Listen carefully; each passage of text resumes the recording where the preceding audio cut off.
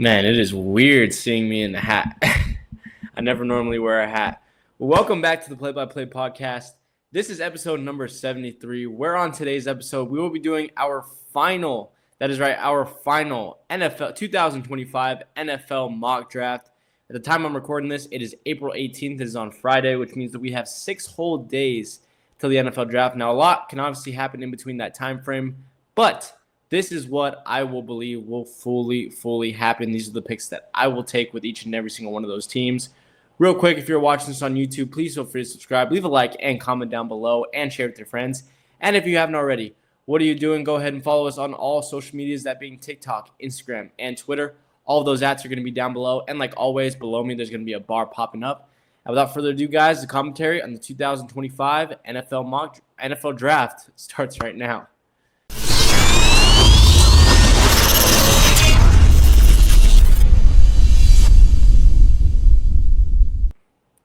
So 6 days and counting until dozens and dozens and dozens of players are introduced into the NFL family. It's exciting, man. This is the most exciting time of year for me. Been doing these NFL mock drafts on Pro Football Focus nonstop, trying to figure out what are some of the possible combinations. Been looking at a lot of pro mock drafts on places like CBS Sports, trying to look at draft rumors and whatnot. And I just want to say that this is not set in stone, obviously. This is a prediction. This is my prediction, my mock. I am not an expert. NFL GMs can 100% go in different directions. So if you see 3 or 4 quarterbacks go within the first round, then, that's what they're looking at. That's what they like to see. If not, if it's closer to me, obviously that's going to make me happy and make me feel like I'm doing something right a little bit with my analysis. I do also want to preference that within this mock draft, there is not going to be any trades. Obviously, every year in the NFL draft, there's at least 1 or 2 trades, whether it's a trade down or a trade up, even in the first round. So there likely is going to be trades. There's not going to be trades in this one. It is just going to be full raw 1 through 32. If you see my previous episodes on this, you know how it's going to work. So I'm going to stop wasting time. Let's go ahead and hop right into this with the number 1 overall pick in this draft with the Tennessee Titans. I think that it is pretty obvious where this is all going to go. More and more, it seems like the Titans have become more and more infatuated and involved with Cam Ward, whether it's watching his workouts, trying to prepare for him to become starting quarterback of this team. It just makes sense, right? You have a brand new head coach in Brian Callahan, or at least this is his second year, but he did not get to choose who his quarterback is coming in. You have a brand new general manager. Normally when you have new front office, new staff, they like to go in and pick their quarterback, the guy that they trust behind. Cam Ward, 100% the number 1 quarterback at this time in this draft, has probably the highest ceiling out of everyone, maybe outside of maybe even just like a Jalen Milroe. Rocket arm, really great pocket presence. Just needs to work a little bit on his decision making and his accuracy. But we'll have an offensive minded coach with Brian Callahan. We'll have a solid defense to work behind of. Need to go out and get him a little bit more offensive help, but I think that will be right there. Number 2 overall with the Cleveland Browns. Been going real back and forth with this. Obviously, there's a prospect of them picking Shedeur Sanders to be their franchise starting quarterback. You have 2 generational talents on the board in Travis Hunter and Abdul Carter. So you can go any direction, but in my opinion, with the Cleveland Browns signing Joe Flacco in free agency, with them really putting them at the forefront of this, that makes me feel like they do not 100% trust these rookies, or at least they do not trust to draft these rookie quarterbacks within the first round with the number 2 overall pick. Sure, they may like Shedeur. They may like that right away he's going to be very accurate. He's going to have some really great decision-making, but maybe long-term they don't see a lot in him. Sure, they may like guys like Jalen Milroe, Jackson Dart, who maybe have a higher ceiling but a much lower floor, but they just don't feel comfortable with taking that type of value at number 2 overall. And I think, whether you have a rookie quarterback like a Milroe, Sanders, or Dart, or whether you have Joe Flacco starting this year, or maybe even potentially even Deshaun Watson, I think that it's pretty obvious you have to go Travis Hunter. In my opinion, the number 1 overall player in this draft. Obviously plays both ways. I think him being drafted to Cleveland, he'll likely be used primarily more as a wide receiver alongside Jerry Jeudy playing on the outside. The dude has really great hands, really solid instincts on the field. He's going to be a number 1 overall type receiver, and is also somebody that on the opposite end could play alongside Denzel Ward in that cornerback, even within the slot with the amazing speed that he has, with the instincts that he has in zone coverage. Travis Hunter. The Browns get themselves an absolute stud right here. Moving to the Giants, a team that it's kind of been back and forth a little bit. When they first signed Russell Wilson in free agency, everyone was all, they're likely not going to get a quarterback. Now that we're getting closer, we're thinking, maybe this is a possibility, especially with the big market. Shedeur could possibly be going there. But in my opinion, when you have a guy like Abdul Carter, who is just so versatile, is somebody who really does remind me of a Micah Parsons, where he could play inside linebacker, outside, on the weak side. He could play on the edge. He could play on the interior. When you have a guy as talented like that, with his athleticism, with his ability to rush the passer, you just can't turn this down at number 3 overall to go for a quarterback that you don't really know how much he's going to grow within the next couple of years. And when you're in a position with Brian Table and Joe Schoen are the general manager, they're in a position where they really cannot take many risks. They need to get the best players available to give them the best chances to win, to be able to keep their jobs. Abdul Carter is somebody that is going to transform this defense on the edge. Obviously, you have, Kayvon Thibodeau, Dalvin Tomlinson, Dexter Lawrence, and whatnot. You have all of those guys. But having Abdul Carter with that athleticism, with his versatility to play all over, playing in coverage and whatnot, that is going to make this Giants pass rush absolutely deadly. And I think that's the right move at number 3 overall. Number 4, with the New England Patriots. Again, a couple of things that you could go here, and I'm probably going to say this for every pick, so I apologize if I'm repeating myself. There's been, potential looks of potentially going for, another number 1 option, maybe on the outside with the Tedderell McMillan to play alongside Stephon Diggs. Potentially Tyler Warren at number 4 at that tight end spot, just to make that offense a lot more dynamic. But in my opinion, this New England Patriots offensive line is one of the worst in the league. You have your franchise quarterback in Drake May. You already were able to sign a guy who 2 years ago was a number 1 overall receiver. I understand that Diggs has regressed, that he's gotten injured a lot, that he didn't, really get to show himself that much in the Texans offense, but it's still a guy that has number 1 receiver type potential.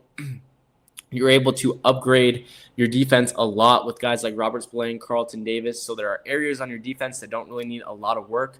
Ramondre Stevenson, still a pretty suitable running back in my eyes. Maybe not, a dynamic one out there like a Josh Jacobs and whatnot, but definitely still a power back, somebody that you put on at the goal line that can get you touchdowns. And, so now you need to go ahead. You need to get your anchor on the outside, your franchise offensive tackle. I always refer back to the LA Chargers last year because they did a really similar thing. They even disregarded wide receiver when they didn't have a wide receiver and went out and got Joe Alt to put him alongside Rashawn Slater on the opposite end. Look how much that helped J.K. Dobbins in the running game. Look how much that helped Justin Herbert. And they were still able to get, another receiver within the second round. This receiver class, especially with how much they're really dipping in value right now, you could potentially get a first-round level receiver within the second round, potentially even the third round. And there are also other guys within this draft. We'll take a look here down low. I mean, Alec Ayamanor has been somebody that I think has been really, really disrespected and overlooked within this draft. Jack Betch, there's been a lot of momentum behind him. There was somebody on CBS the other day, I can't remember which analyst it was, that had him going number 10 to Chicago. I don't think that's going to happen, but Jack Betch, still definitely somebody that everyone's looking at. Kyle Williams, very dynamic receiver with a lot of speed that can curve inside, outside, that could work you there. You have Tej Johnson, very, very much lower than this. Guys like Isaiah Bond, who fell off a little bit because of his combine numbers, but was still a solid talent at Texas. So you have a couple of receivers that you could still go out there and put together with Drake May. Get your anchor on the offensive line. Get the best tackle, in my opinion, in this draft, who's also with shorter arms, a little bit more versatile, can play on the inside. It allows you to put your best 5 offensive linemen out there. I've said this every single time when I've done these mock drafts for this, because this final 4, 5, 6, potentially even 7 picks are pretty much set in stone in my eyes.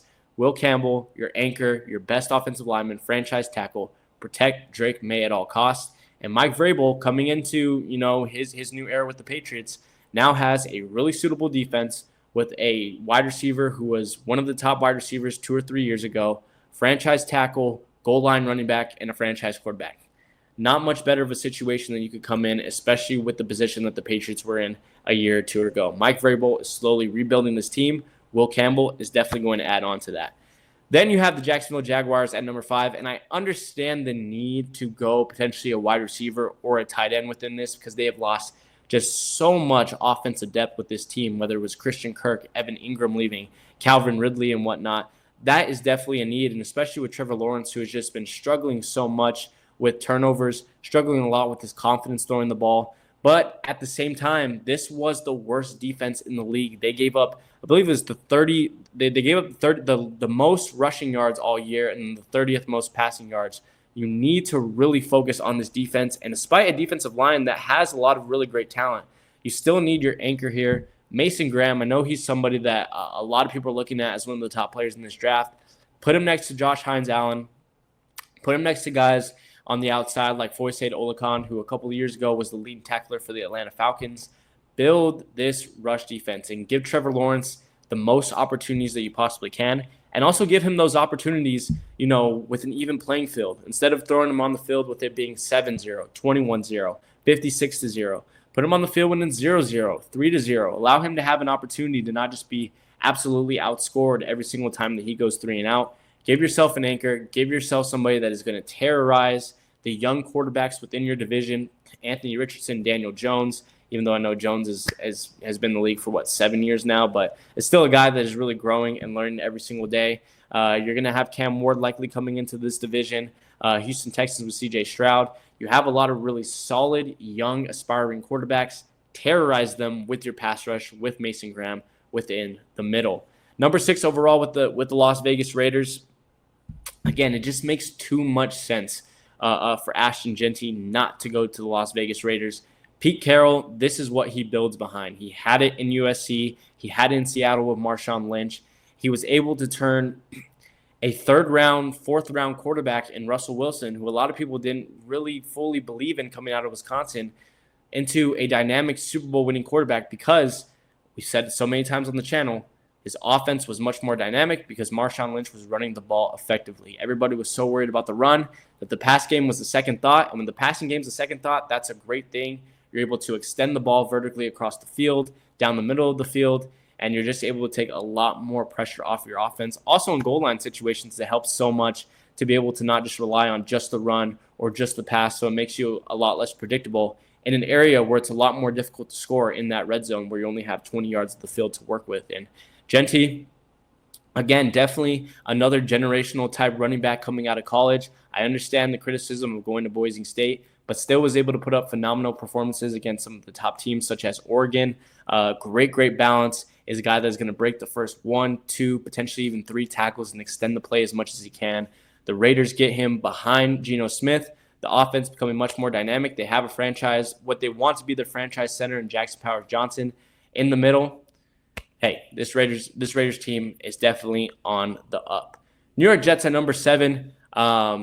Choose to move in a different direction with Aaron Rodgers. Picked up Justin Fields. Obviously, you still have solid weapons with Garrett Wilson and Allen Lazard. I think the offensive line has been a weakness for them for a long time. It's going to continue to be if they do not address it.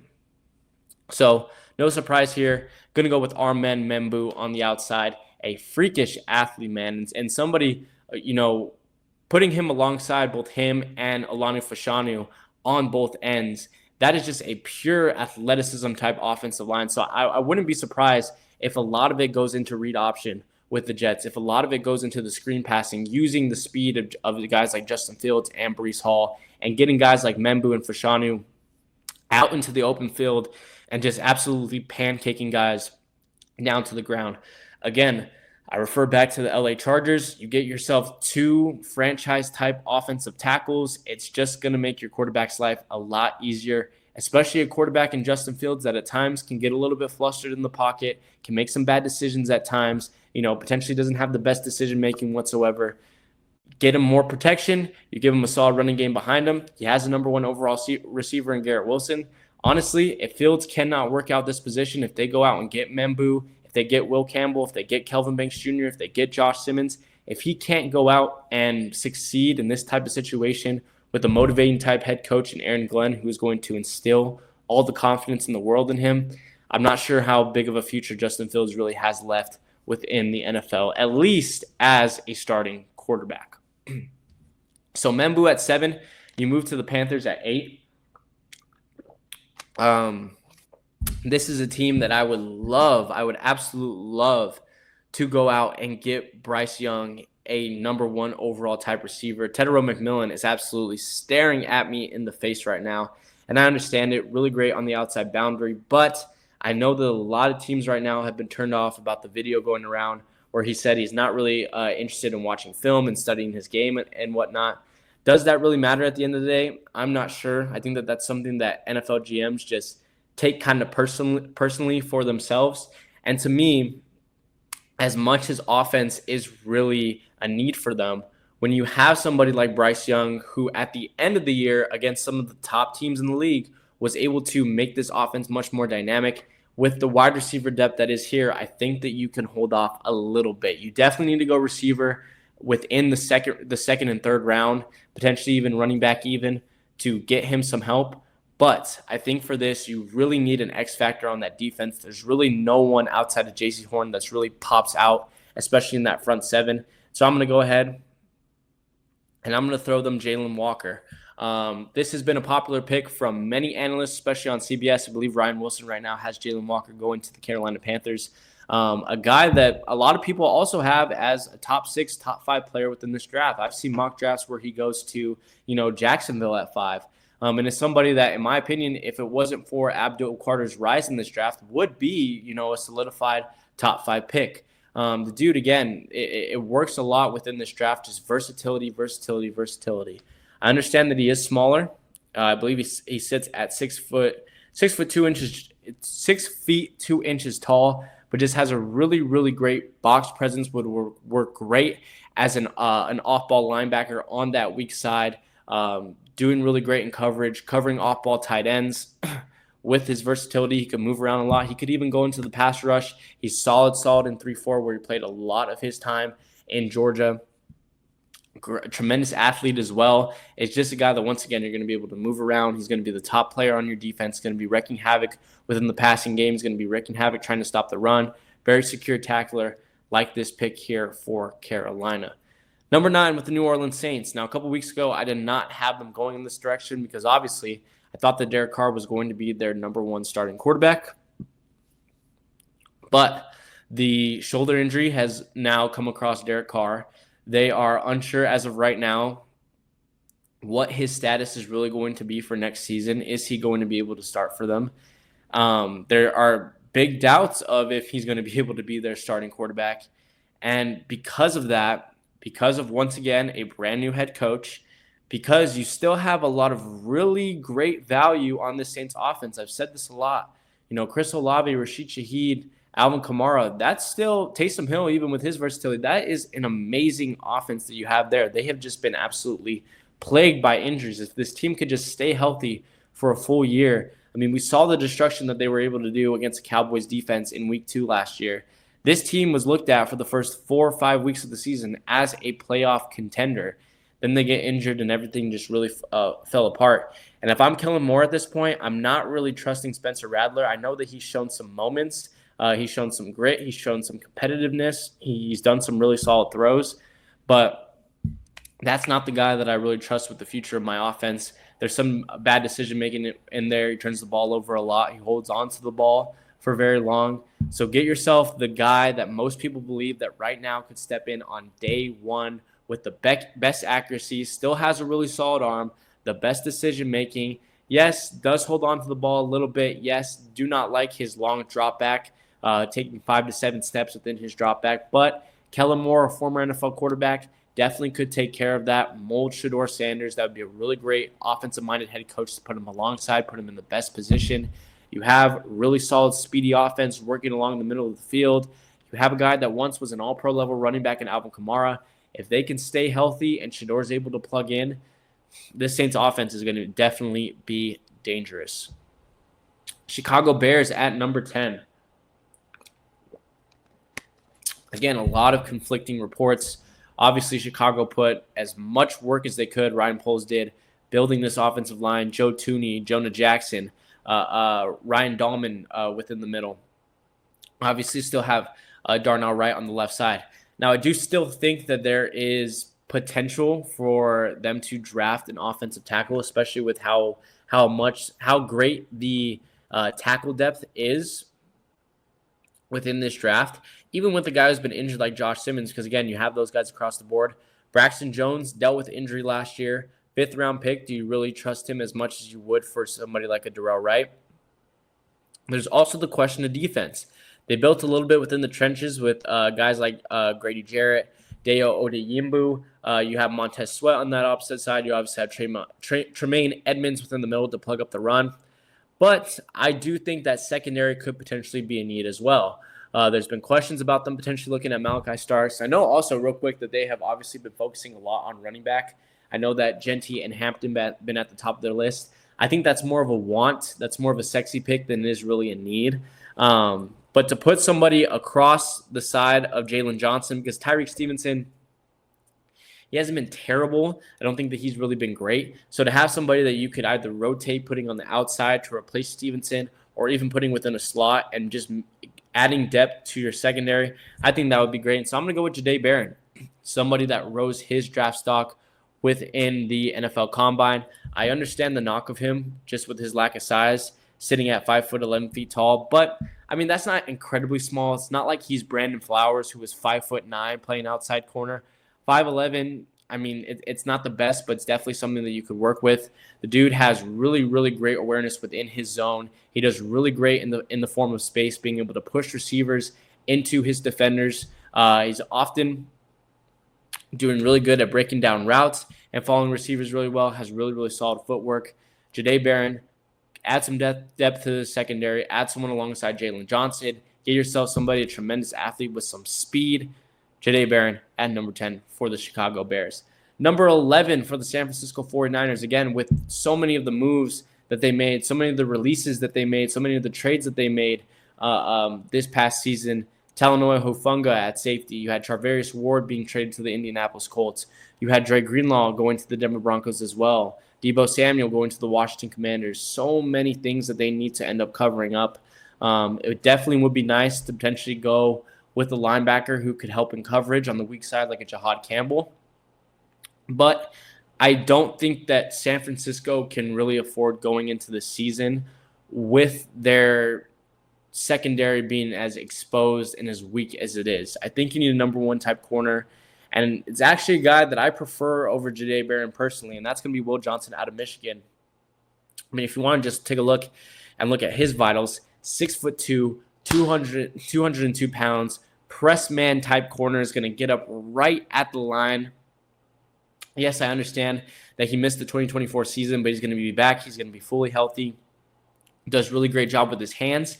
Has very, very great instinct. Is very aggressive on the ball. Takes some chances, which I understand is a little bit but he's somebody that's going to be able to force a lot of turnovers. Like I said, does a really great job pressing up at the line, changing the direction of his opposing man, the receiver. 6'2", long, lengthy. In my opinion, behind Travis Hunter, the number 2 overall corner in this draft. You get yourself a number 1 type corner to shore up the secondary, to begin to really rebuild this defense alongside guys like Nick Bosa, alongside guys like Frank Warner. Will Johnson, an absolute stud, number 1 cornerback for the San Francisco 49ers. Then you have the Dallas Cowboys at 12, and I understand that this is Jerry Jones, and it's not likely going to be a very smart decision from Jerry Jones. There's a lot of people that are looking at Matthew Golden. There's a lot of people, including Jerry Jones, who are very intrigued with the speed that he displayed at the Combine. I understand that. But in this case, this is me picking for the Dallas Cowboys. And to be honest, there's more needs than receiver. I think running back definitely could be up there. Hampton is definitely in play here at number 12. I pray as a Broncos fan that they don't take him, but it's definitely a possibility. I don't think that Javonte Williams is set in stone going on in the future, especially with how little of years they signed him to and how little money that they signed him to. I think the defense, they obviously got exposed. I think part of that is letting go of Dan Quinn and replacing him with Zimmer, but they obviously got exposed there. But, in my opinion, with Zach Martin retiring, again, it's similar to San Francisco. You cannot go into this season with your franchise quarterback in Dak Prescott, who is just coming off of an injury-riddled season, to go out there with a very, very weak offensive line. The interior guard and center are probably the weakest of them all. So despite the really great tackles that are on the board, I'm going to go ahead with Tyler Booker. I understand that a lot of people view him more as a second-round talent, but there have been a lot of mock drafts, especially on CBS, that have had him going within the first round. I've had him going multiple times, mostly going to Seattle because they're also a team that really needs a boost in the interior. He's the best interior offensive lineman within this draft. That is not an offensive tackle that can move inside. Tyler Booker, the athleticism that he poses, the power that he poses, this is going to be a guy that's going to be able to improve Dak Prescott's life, giving him protection, allowing him time. Is going to improve Javonte Williams' life, who has struggled a little bit in the past couple of years coming off of his ACL injury. You need to start slowly building this offensive line. I understand that it's not the Jerry Jones pick. I understand that it's maybe not the best amount of value at number 12 with a guy like that, but you're getting the best guy at his position group, and it is the biggest need on your team at this moment, in my opinion. Then you have the Miami Dolphins at 13. Again, no question in my mind, you have to go offensive line, offensive tackle. With Tua's injury history, it is definitely have to worry some people. So you have to go offensive tackle, especially with Teron Armstead retiring, especially because Austin Jackson hasn't worked out like you wanted him to. Go out and get yourself a Kelvin Banks. Josh Simmons, I think a lot of people will rate Simmons over Banks, but there's obviously the injury history. Banks, again, is somebody that could potentially go top 5. It depends which situation the Patriots really want to go. And if you look at what Pro Football Focus has, 6'4", 320. He is a little bit on the smaller side. Lack of arm length as well for him. It's a big problem for both him and Will Campbell. But again, a lot of position versatility, has a lot of really great athleticism and movement skills at the tackle position, does really great job on the outside zone boundary, being able to block there. And then in a team like Miami that utilizes those outside zone runs with the speed that they have with guys like Devon Achane, that is definitely going to be able to help them out there, getting Kelvin Banks moving and shifting to that outside, blocking that cornerback, blocking that outside linebacker, blocking that outside safety that comes in, and giving Devon Achane a hole to be able to work. Pass block potential there to be able to protect Tua. Franchise tackles, they are needed. They are very rare. They're very hard to come by. And despite every single draft having really great depth at offensive line, a lot of guys don't work out. Sometimes injuries happen at the offensive tackle position, and you need to protect your quarterback's health, especially with somebody that's been having some big-time issues trying to keep that health. Kelvin Banks Jr. at 13. Colts, I'm not even going to think twice. It's Tyler Warren. If Warren doesn't go 5 to the Jags, and if he doesn't go like 9 to the Saints, he's going to Indianapolis. It's just the perfect fit. It's the biggest need that they have on the team right now. You have a rookie in Anthony Richardson who has been struggling so far, dealing with injury. You have a guy in Daniel Jones that you picked up as your backup quarterback who has struggled in his 6 or 7 years within the NFL. You get an athlete with Warren, somebody who will be really good on the vertical pass going down the middle, but could also do some really good rack catches, catching short passes and being able to run around slower linebackers and defensive linemen. Warren is going to help your passing game. Again, if Anthony Richardson can't succeed with this, if he does not show the ability to improve, I'd be really, really, really worried if I was an Indianapolis Colts fan, if that were to happen. Atlanta Falcons, defense. Are they going to go defense? Probably not. They almost never do. But they have also been one of the worst defenses in the NFL over the past couple of years. They've been one of the worst tackling defenses within the NFL over the past couple of years. Mike Green, big-time power edge, is somebody that's going to be able to mow down a lot of these offensive tackles on the outside edge. Big-time run stopper, could get to the quarterback really well. Very secure tackler. Again, it's just power with that man. Really, really solid athlete.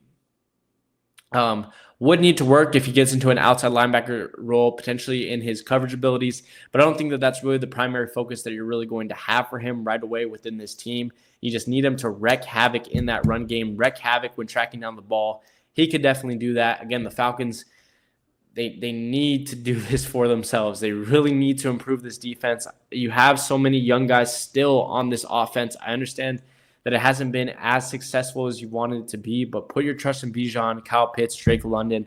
Allow them to do their thing with a full year with Michael Penix now. Right here, Atlanta Falcons need to go defense. Also, some potential for offensive line with some of the losses that they have. I think I said Ryan Dahlman earlier. It's Drew Dahlman from the Atlanta Falcons, now a Chicago Bear. So maybe something in the interior, potentially, if they like some of the versatility of these tackles. But still, man, I think that defense needs to be their number one priority. Cardinals at 16. This one was the most difficult for me. There's not really a pinpoint need for the Cardinals, not something that really sticks out. Everything is solid. I just don't think that anything is really great. Murray, obviously, Connor has some tread on his wheels, but I think that James Conner will still be solid. You obviously have Marvin Harrison on the outside. The secondary is okay. The linebacking core is okay.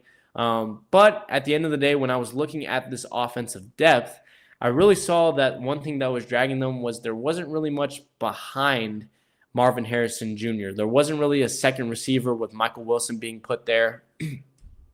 And so as much as a guy like Tetairoa McMillan would be solid for them, playing on the outside alongside Marvin Harrison, giving you two red zone type threats, I'm going to go ahead and I'm going to go with somebody who is likely the exact opposite of Marvin Harrison Jr., and that is Matthew Golden, a speed, an absolute trailblazer that is going to be able to play both on the outside and on the interior in the slot, being able to play the middle of the field in that vertical passing game. It's going to make this offense much, much more dynamic. You're also going to have a big-time rat-catching receiver who's going to be able to catch it along the middle of the field in drag routes, in slant routes, and is just going to be able to make opposing cornerbacks look silly.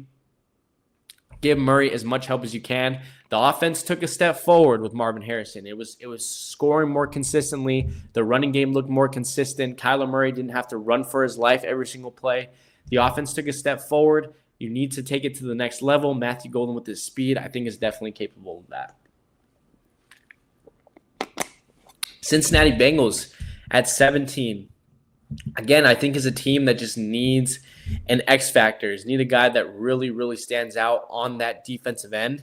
Oh my goodness, guys. Sorry, I was looking at my phone real quick, and let me just show you this. I was looking at my phone real quick, and I saw this post of Bo Nix as a New York Giant. I thought the Broncos just traded Bo Nix, but it was a hypothetical NFL draft that these teams had drafted the other. Oh my goodness, that actually scared the absolute crap out of me. I was about to literally get so pissed on this live recording. Okay, I'm going to calm down a little bit. But Cincinnati Bengals, definitely a team that needs to become a lot more dynamic, especially within that secondary. Don't have a number one guy within that secondary. You have Trey Hendrickson, you have Jermaine Pratt and whatnot, Malachi Starks.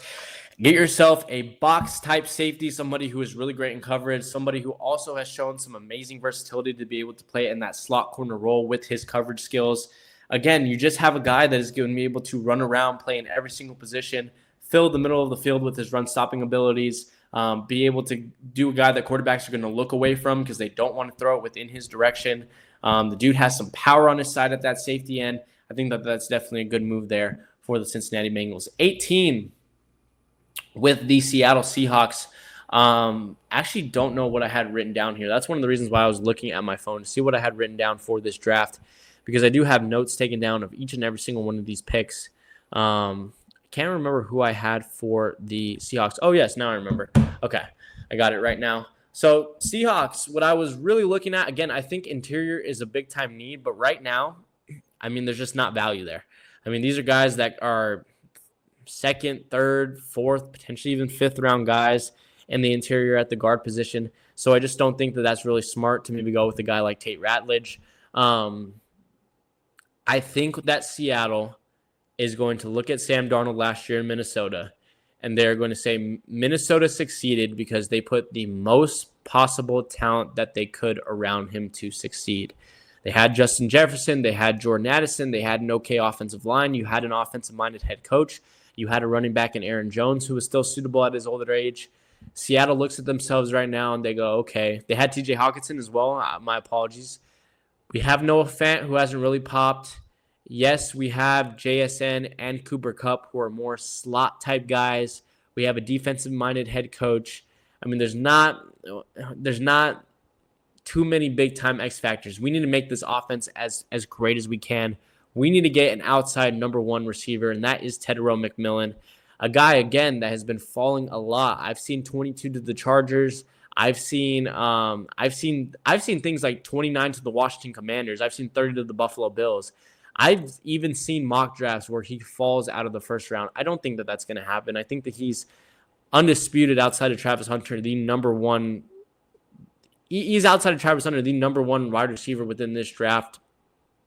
At 6'6", I believe, 6'5". I mean, it says it right here. All pro potential, has really great length, football intelligence. Is a guy that is just going to maximize his range on the outside. Absolutely bully people.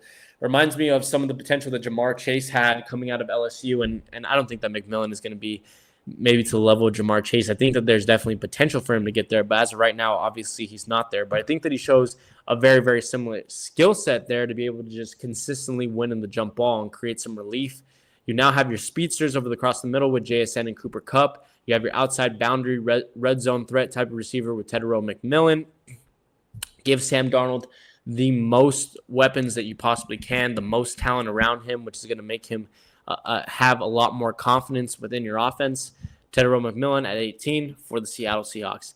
19, I'm going to go Jahad Campbell for the Tampa Bay Buccaneers. Again, I think that this is a team that just needs to go defense. I think that they will end up going defense, especially with the amount of depth that is on this edge roster. I mean, Campbell has been a big-time riser. He's really the guy that can play amazing off the ball with his ability to play in zone. I would trust him to guard almost every tight end within the NFL as of right now. Also, really, really solid tackler. It's just somebody that's going to help out that defense. I think offensively you have enough right now with the rising of Bucky Irving and that running back crew. You still have Godwin. You still have Evans. Sure, maybe getting a guy behind them that's a little bit younger and could come in after they're gone definitely could help. But between those, Cade Otton, Irving, Baker Mayfield should be suitable. Give yourself a guy that, again, is just going to be running all over, especially in pass coverage. Going to be great in pass coverage, causing absolute headaches for quarterbacks within that NFC South, just making things a lot more complex with the levels of coverage that they're going to have there. 20, with the Denver Broncos, I go back and forth between Luther Burden and Omarion Hampton because I think that those are the two biggest needs. I also would not be surprised with Sean Payton and George Patton if they go defense. Like if they were to go, I don't know, like a Nick Amanawari as a box safety, I wouldn't be surprised if they go on the interior with maybe somebody like a Kenneth Grant, Derek Harmon, or Darius Alexander potentially. I think that those guys could potentially be in play. But you need to make this as easy for Bo Nix as you can. And the biggest hole right now is at that running back position. Yes, running back is deep, and we'll talk about this a little bit. You have Scatterbo, you have Caleb Johnson, you have both guys from Ohio State, both Henderson and Judkins. Even lower, you have DJ Giddens, Devin Neal, Trevor Etienne, who I know a lot of people have fallen off a little bit, but is still really solid. Even, down lower, you have guys like Taj Brooks out of Texas Tech. Like, you have a lot of really great running back depth, but to me, Omarion Hampton is second to none. I think he's right up there with Ashton Jeanty. Again, very similar to Jeanty with his great balance, ability to break tackles, has really solid lower body strength on top of him. 6'1", 220, a great pass catching back, has really top tier explosiveness, especially for his bigger size as a running back. And again, it'll make the offense much more dynamic, and it'll really put Sean Payton to the test because a lot of people are doubting right now if he could really, build around his running game and really use his running back suitably. Omarion Hampton is the guy that could definitely build that running game right there. Then we have the Pittsburgh Steelers at 21, which is, in my eyes, the turning point of this draft. Obviously, at this point, Pittsburgh needs a quarterback. Aaron Rodgers is still in talks with them. There has been no indication if he is going to sign there or not. They are trying their best to put him on, to get him on the team. As of right now, I'm not sure what kind of timetable or when that could realistically happen. So, for Pittsburgh, what would their options be at quarterback? Assuming that Rodgers isn't going to sign within the next 6 days, they have publicly really expressed a lot of interest in both Jalen Milroe and Jackson Dart. In my opinion, that's not the best decision that you could make. I don't think that Dart has great decision-making. I think that he gets himself in a lot of trouble. He has an okay arm. The accuracy isn't amazing. He doesn't look like a day one starting quarterback. Milroe is definitely not a day one starting quarterback, but he just works so hard. Mike Tomlin has said that he loves his work ethic. The arm is exceptional. The speed is exceptional. He just needs to work on that, that accuracy placement in his decision making. And if so, he could absolutely blast off. If I were Pittsburgh, I would look at a guy like Kyle McCord, a dude who at 6'3" has won at every single level, has won big in high school, won big at Ohio State, won big at Syracuse, was able to upset Cam Ward with the Syracuse Orange. Top level arm. The dude does amazing in a vertical type offense. If you watch the Syracuse Orange offense, the dude is a vertical passing machine, which is what the Steelers need to consider, because George Pickens and DK Metcalf, those are two vertical style wide receivers on the outside boundary. I think that would be a direction that I would personally go. Now, McCord, you don't have to draft within the first round. You could get him on day 3 likely. I think that while there has been some momentum toward him, I think that he is still, as of right now, a 4th, 5th.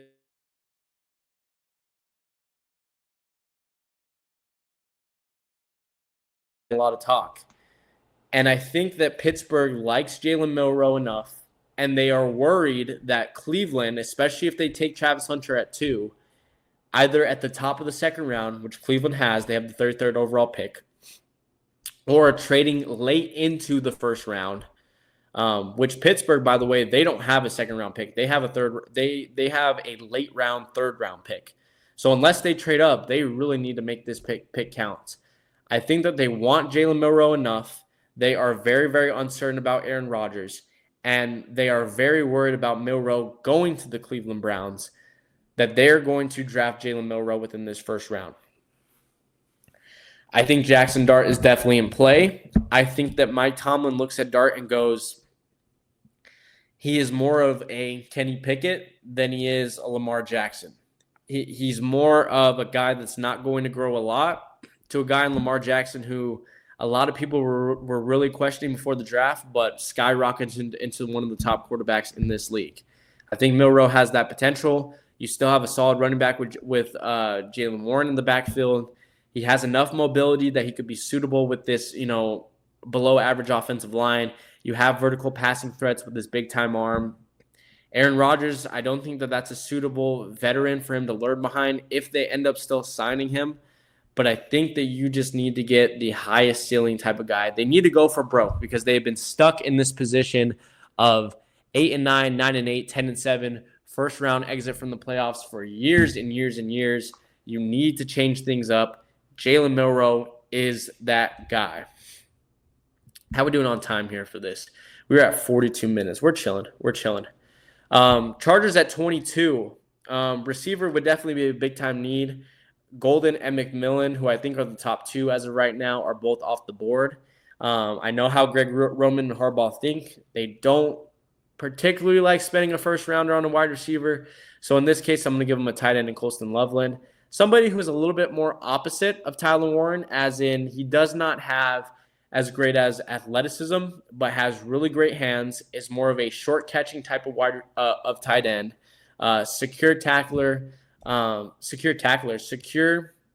short ball, secure catching type of tight end. He's going to be able to be very effective within those 3 to 5 yard boundary type throws for Justin Herbert, which allows McConkey to also be a little bit more effective in the deep passing game, because it'll make that a little bit more dynamic in terms of the level of passing. I think wide receiver could definitely be in play right here. But I think from the nature that both Roman and Harbaugh think, you still have a solid wide receiver in Ladd McConkey. You still have wide receivers later in the draft, number 1 type of wide receivers like Alec Imanor that could be available. Get yourself a number 1 tight end. Green Bay at 23. I'm going to go with Luther Burden III. I know that's going to surprise a lot of people with so many of the wide receivers that Green Bay has. And with the Green Bay nature, of course, pass rush is definitely in play. I think the secondary could definitely be a big-time need for them as well. But when I really look at this receiving core, Dontavian Wicks has not gotten a lot of playing time and has not been very dynamic. Romeo Doubs and Christian Watson, guys who have big play type of potential, but are guys that I see more in that 2 to 3 range as wide receivers. Jaden Reed, I think, has gotten a lot better. I think that with his dynamic speed, he definitely could be something. Right now, he's not that. So I think that you need an X factor type of wide receiver, a guy that's going to plug in right away and be that number 1 type guy and take over that receiving room. And Burden, with his speed, still has a lot of outside boundary type of potential on the outside. Jump ball, great athleticism, can play the middle of the field, inside in the seam. So some versatility where you could still move Dobbs and Watson on the outside. Burden, number one receiver. Give Jordan Love his X factor type option, his number one type receiver. Burden third, going to Green Bay. 24 in Minnesota. This to me has always been a secondary pick, especially with Harrison Smith really aging. I've looked at Nick Emmanwori so many times in this draft, but there's been so much more momentum towards this player in recent weeks. I'm going to go with Siobhan Ravel, a guy that doesn't have a lot of tape because he got injured right away, but 6'3", 193. And when you look at his film with the height, with the length, with just how much of a dang ball hawk this guy is, with the explosiveness that he has, with the hand placement at times in press. It is a little bit inconsistent at times, but him as a press man corner with his elite size, his ability to recover with his explosiveness, this is a guy that if he comes back off of this torn ACL injury, yes, it is a risk. If he comes off of this torn ACL injury, he could be one of the most dynamic number one corners in the league with his size, with his athleticism, with his ability to just be an absolute, I'm just going to say an absolute asshole on that line of scrimmage, pressing man, pushing guys off of the line. Dude, he is a nightmare at East Carolina, and I think that he is definitely worth the risk at number 24 overall for Minnesota. Now I had Houston at 25 here. Again, offensive line. Laramie Tunsil being traded is definitely going to be a need. I understand that Simmons is the best available right now. I think that his injury is going to kind of slide him down the draft board a little bit more. So I'm going to go with the guy that is more set in stone day one. I'm going to go with Gray Zabel out of North Dakota State. Definitely your more typical offensive tackle at 6'6", very elite long arm strength. He's definitely a guy that works more within the passing game, which for Houston is perfect because CJ Stroud is likely a top 10 to top 15 quarterback within this league. Does a really great job at mirroring his pass rushers. Very, very light feet on his side.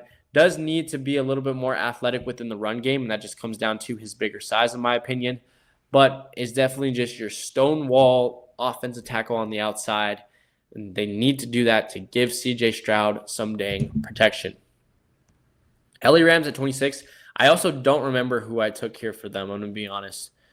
Oh, that's who it was. Again, defense. Again, a lot of momentum coming towards this guy in recent weeks. I'm going to go with Maxwell Hairston out of Kentucky. Take a look at his stats.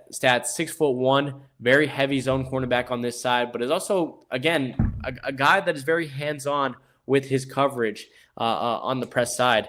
And when you take a look at the Rams roster, I mean, secondary is definitely a big-time need for them. Defense in general, with so many of the pieces that they've lost in recent years.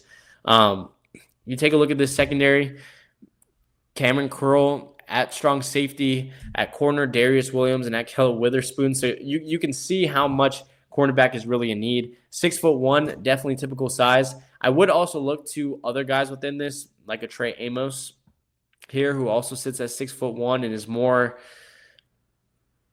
more coverage versatile, can play both man and zone type defense here. Even a guy like Benjamin Morrison out of Notre Dame, who is a little bit smaller but is a little more keyed into man, but also was dealing with some injury coming off of a hip surgery.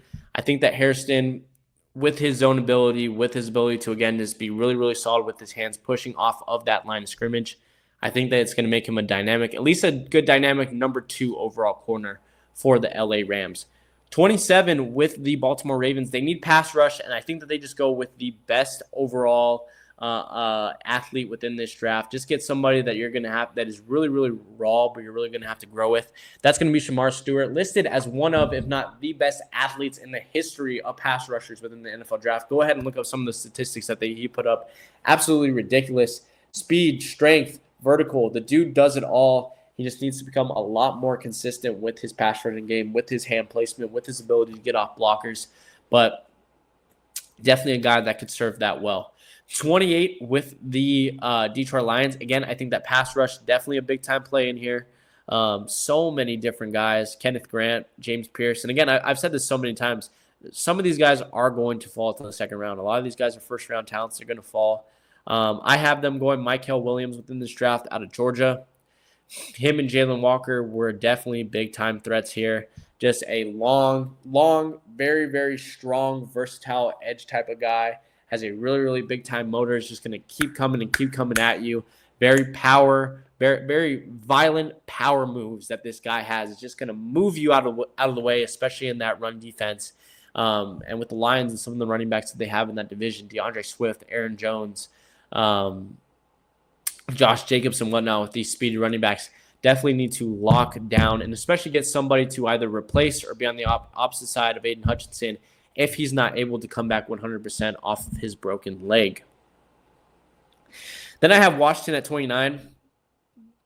And to be honest, I've literally gone for just one of the top 3 pass rushing guys or edge rushing guys on the board. I'm going to give him Donovan Ezeruku. I think that there's a world where they go James Pierce. I think there's a world where they go inside on Kenneth Grant. I think that they just need to improve much more on the edge of things instead of the interior, where they have guys like Jonathan Allen potentially. Donovan Ezeruku, the rushing game was the biggest weakness for Washington in this. It's what got them in trouble early on against the Philadelphia Eagles. And you take a look at this. Again, smaller outside guy, a lot more comparable to Jalen Walker. So he can struggle a little bit with just powering through, but a very smooth finesse rusher, very opposite from some of the other guys that we've had, like Mykel Williams and Shamar Stewart. Just very more smooth, quicker, more athletic, finesse type guy that's going to be able to finesse himself around those blockers. Donovan Ezeruku at 29. And then to finish it off here with the last 3 teams, first off, Buffalo Bills. Definitely considered edge rusher here. Definitely also considered outside wide receiver, especially with somebody like an Iam Noor and Egbuka potentially going there. But I think that secondary is even more of a need. If we take a look at their roster here, just re-signed DeMar Hamlin. Hamlin, I hate to say it, I know the dude has been through a lot, but hasn't been the greatest free safety. You have Tyler Rapp. They still have Teron Johnson within that nickel slot. Christian Benford is okay as your first corner, but not somebody that you would want as your first overall cornerback. So the secondary is definitely a big need. I'm going to go with Trey Amos right here. I would likely put Amos above Maxwell Hairston and potentially even Siobhan Ravel with some of the injury history that Ravel has.